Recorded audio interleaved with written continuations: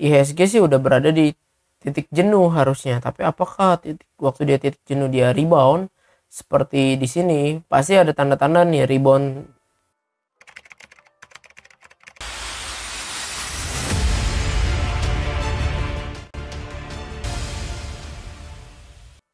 Oke, halo guys, welcome back to Mudah Belajar Investasi, teman trading dan investasi kalian. Seperti biasa, kita akan menganalisa beberapa saham yang bisa kita jadikan incaran untuk beberapa hari ke depan. So, teman-teman simak video ini sampai selesai dan mohon bantuannya untuk terus support channel ini dengan cara subscribe, like video ini, dan nyalakan lonceng notifikasinya agar tidak ketinggalan video-video update setiap harinya. So, langsung aja kita langsung ke chartnya, let's go. Oke teman-teman, IHSG hari ini turun lagi 0,57%. Jadi dalam satu minggu ini IHSG udah turun 2%-an ya, 2%-an. Kalau kita ngelihat hari ini volume transaksi 12 triliun sama seperti kemarin dan ditambah closing merah. Teman-teman lihat deh, berapa kali closing hijau volume transaksinya lebih kecil dibanding pas merah volumenya sampai 12 triliun. Yang artinya IHSG sekarang lagi kondisi yang masih kurang baik. Tanda-tandanya seperti waktu itu kita bahas di November bahwa kalau di breakdown di sini berbahaya. Dan sekarang IHSG seperti analisa kita 3 hari yang lalu, dia menuju ke supportnya yaitu 6.500-an ya. Hopefully dia nggak jebol lagi di 6.510 karena kalau jebol itu bisa berbahaya sekali. Bisa sampai mana? Ya bisa sampai 6.260 maybe, 6.200-an. Ya, jadi kita tandakan dulu di sini. Hopefully enggak ya. Hopefully enggak, tapi ya kita nggak tahu karena candlenya IHSG ini udah berada di bawahnya jauh nih MA50, MA200 dan MA100. Ya, tapi kita udah ngelihat bahwa IHSG sih udah berada di titik jenuh harusnya, tapi apakah waktu dia titik jenuh dia rebound seperti di sini? Pasti ada tanda-tanda nih rebound dikit lah. Rebound dikit ya. Nggak tahu, hopefully dia bisa rebound at least sampai ke 6.800, tapi kita nggak tahu. Tapi dia udah rada jenuh lah. So, tapi ada beberapa saham yang menurut gue menarik buat kita simak. Ya, yang pertama saham ICBP teman-teman.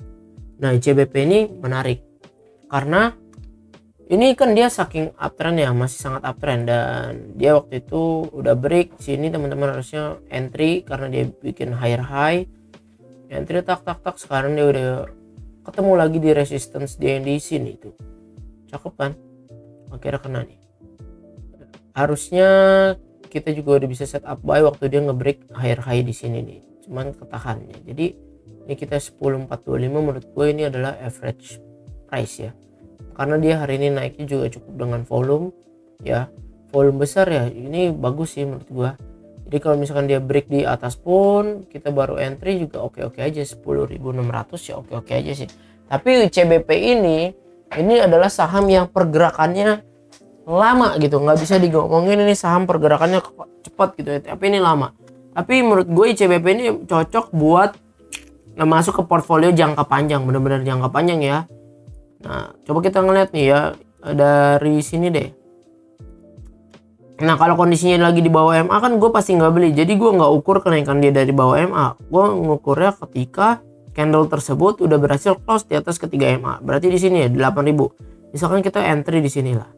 Sampai sekarang dia udah profit 25%. Tapi ini lama.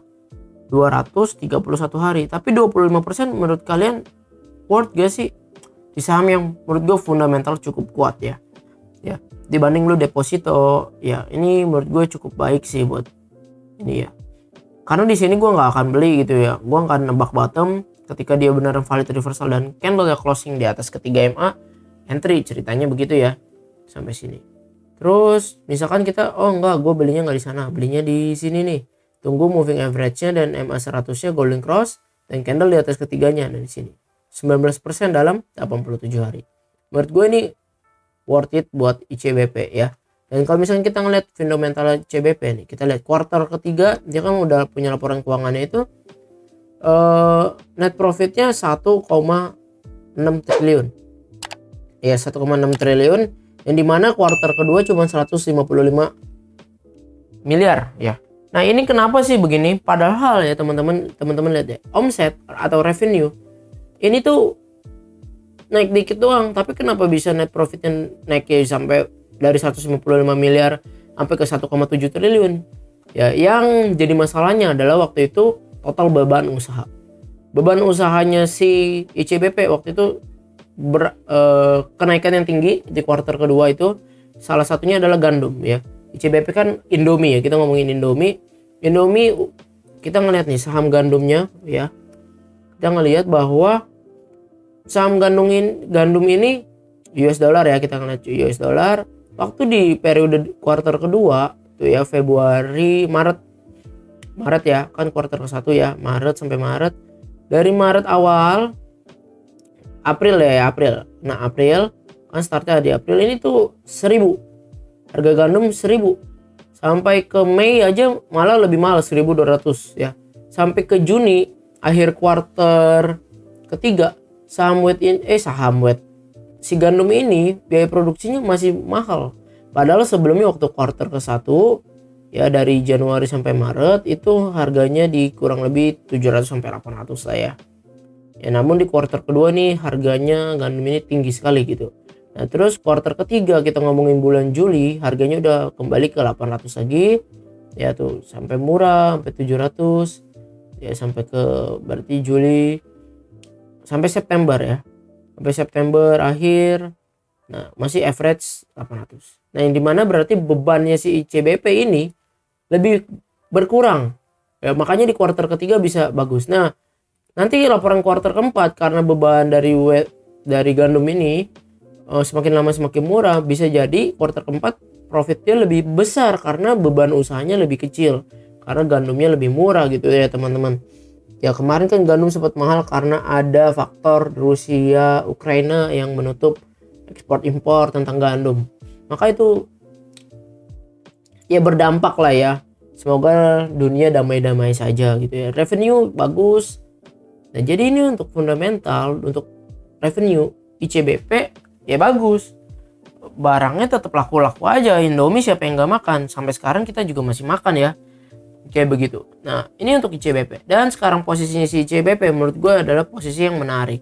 Karena ini udah kembali lagi, candle-nya berhasil close di atas MA50 ya, sama kondisinya seperti yang di sini, close di atas MA50, MA100 dan MA200. Yang dimana dia udah mau breakout bikin higher high, potensi terdekatnya itu di 11225. 11.225. Tapi untuk ICBP gue ngomong lagi, ini adalah portfolio jangka panjang yang lu nggak bisa dapetin ini profitnya cuma dalam waktu periode beberapa hari gitu. Mungkin bisa hari ini aja naik 3%. Tapi ICBP lebih cocok ke portfolio jangka panjang. Yang dimana gue juga tertarik untuk ICBP ini. Menurut kalian ICBP menarik gak? Ya, kalau kita mau ngomongin Broksum, ya sebetulnya ICBP ini nggak usah dibahas Broksum satu harian lah ya. Ya karena ini kan ngomongin jangka panjang. Hari ini big akum karena naik aja 3%, udah jelas. Kita ngeliat nih ya, foreign, nah hari ini juga foreign beli 15 miliar. Cuman emang market capnya ICBP besar gitu ya. CSBKK ya beli itu kurang lebih average-nya 10.444. Jadi kalau misalkan teman-teman mau entry, ya nunggu dia koreksi di tertinggi 10.425, menurut gue itu best price sih. Ya kalau misalkan kita ngeliat stokastik MACD ini udah cakep banget. MACD-nya golden cross di area positif, histogram udah positif. Stokastik masih golden cross. Dikit lagi dia berada di jenuh beli. Tapi ini menurut gue masih cukup baik. Ya. Jadi ini untuk ICBP. Menurut kalian ICBP layak gak buat kita koleksi? Bagikan pendapat kalian ya. Supaya kita semakin hari semakin belajar. Dan teman-teman yang baca komentar kalian juga makin mengerti alasannya. Oke ya. So lanjut lagi teman-teman ke saham berikutnya yang mau kita bahas. Yaitu Excel. Excel nih. Nah, Excel ini kan waktu itu kita sempat bikin dua plan analisa. Yang pertama kalau gua maunya tunggu dia breakout 2590 supaya dia valid gitu ya. Valid karena dia close di atas MA200 kalau misalkan dia break. Tapi kalau misalkan aliran yang buy on weakness, di sini kan gue bilang di sini ada pola cup and handle. Yang dimana breaknya ini bagus dengan volume, teman-teman bisa perhatikan, dan koreksi lama-lama volumenya menipis sesuai teori banget nih. Dan hari ini ada rejection, ada pantulan naik 0,87%. Ya, bagi kalian yang buy on weakness di 2290 ini adalah harga best price ya. Stop loss ya kalau dia jebol dari candle yang di sini lowernya. Jadi 5,6% ya. Nah, di sini. Ya, ini dari stochastic menarik golden cross tapi di area jenuh beli. MACD cukup menarik, golden cross naik ke histogramnya positif tapi lama-lama tergerus sedikit seperti itu. Balik lagi ke style kalian. Kalau gue pribadi gue masih nunggu kalau dia break 2590 ya. 2590. Kalau kalian aliran buy on weakness bisa beli di 2290 atau 2300, jualnya target terdekat di 2500 seperti itu. Coba kita lihat broksumnya juga si Excel. Si Excel ini big akum tapi AK buang barang, BK YP buang barang, BB yang beli. Coba kita lihat nih ya foreignnya si Excel.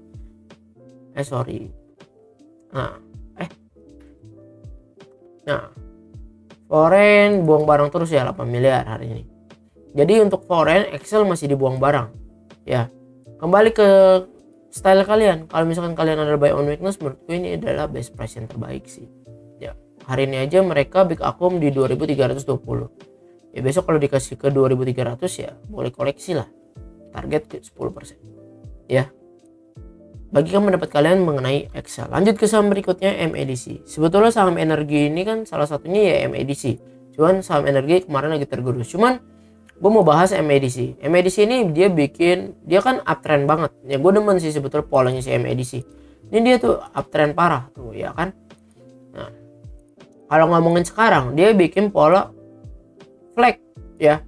Flag, dan ini konsolidasinya menurut gue cukup rapi. Dia begini ya jebol nggak jadi ketahan naik lagi ya. Sekarang kalau untuk MADC kapan tertarik belilah ibarat kata.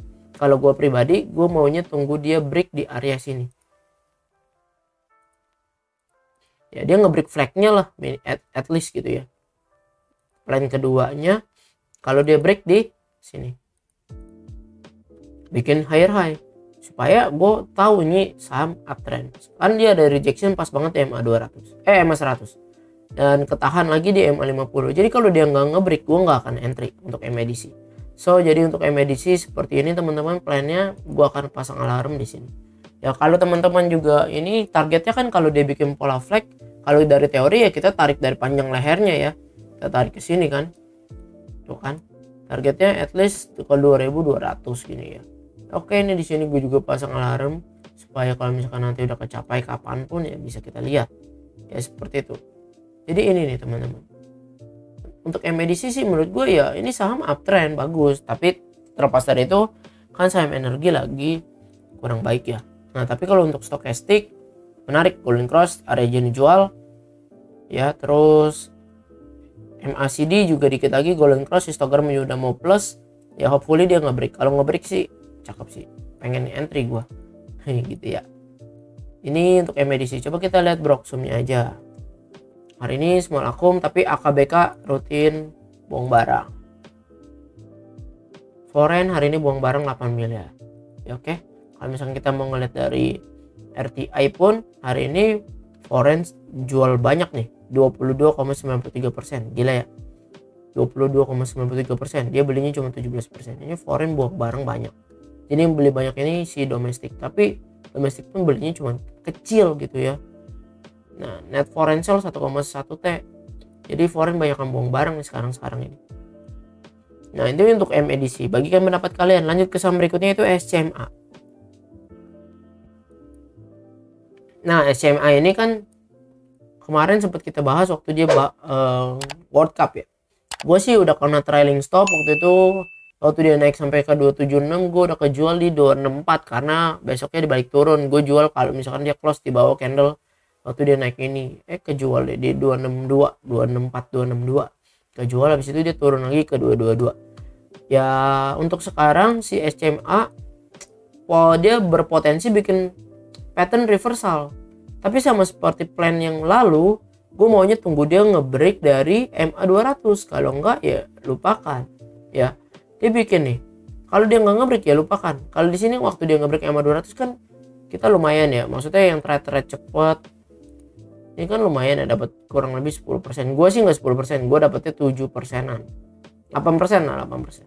Ya potong admin 7% lah. Ya gitu ya. Jadi gue mau nunggunya dia break sini dulu, kalau enggak ya nggak bisa. Teman-teman tinggal lihat historicalnya aja. Nggak ngebreak EMA 200 berantakan dia. Ya. Jadi EMA 200 adalah resistance yang harus dia lewati. Walaupun hari ini dia naik 4% dengan volume yang cukup bagus, tapi gue maunya dia ngebreak. MACD udah bagus, golden cross. Cuman histogram udah positif, dia dikit lagi mau ke area positif.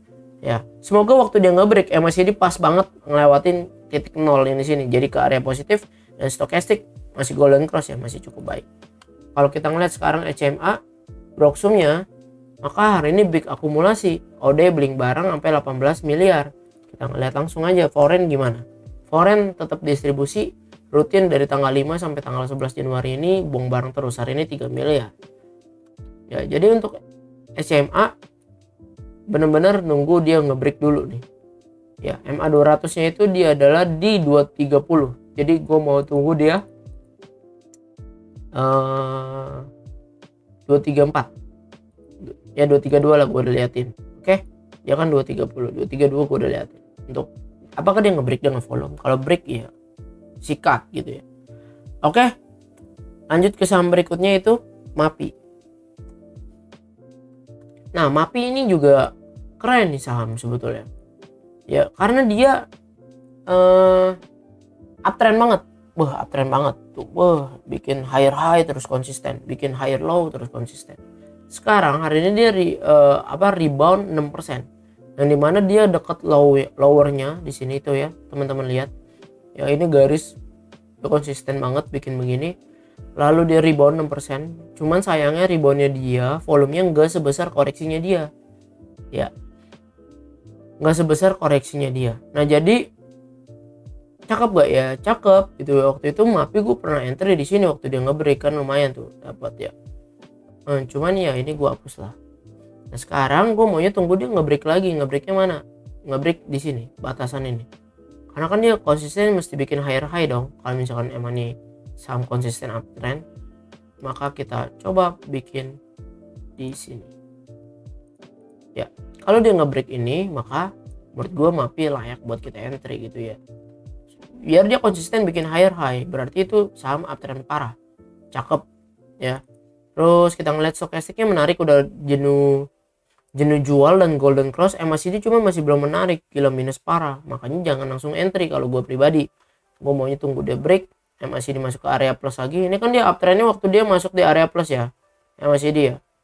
Ya naik turun ya biarin, yang penting dia ke area plus supaya dia valid uptrend. Tapi kalau misalkan dia di bawah ya jelek, tunggu dia masuk ke atas lagi. Oke. Nah, begitu. Kita ngelihat Broxum-nya sih MAPI hari ini. Big Akum, KZNIBK beli, coba kita lihat foreign. Hari ini akumulasi foreign 2,9 miliar. Ya, hopefully dia bisa bikin higher high lagi konsisten. At least dia mesti ngebreak MA50 lah. Kalau ngebreak MA50 ya bagus. Ya, seperti itu untuk MAPI. Bagikan pendapat kalian untuk MAPI ya, teman-teman. Lanjut ke saham berikutnya yang menurut gua ini menarik. DSNG. DSNG ini menarik, bener-bener menarik. Kenapa? Karena dia udah valid reversal, candle-nya udah close di atas ketiga candle dan dia lagi ketahan di MA50. Ini cakep banget coy. Dia bikin konsolidasi. Ya, bikin konsolidasi ini menurut gue cakep. Kan kemarin dia gue sebetulnya udah entry waktu itu, sempat cuman udah kena jual karena waktu market lagi nggak bagus. Gue jadi kayak scalper aja. Tapi gue pribadi jarang banget scalper. Kayak lagi ini aja. Oke. Nah ya, pas di sini break, beli, cek, jual. Gitu, tipis doang. Nah, tapi yang menarik adalah hari ini DSNG naik 3%, yang dimana dia tembus high-nya dia di sini. High-nya itu di 625. Ya. Benar kan ya? Di sini sorry, 650. 650 nih. Coba kita. Nah, break kan? Dia hari ini close aja 655. Ini bagus, teman-teman. Ya, gue sih punya plan buat entry lagi di DSNG ini karena ini bagus.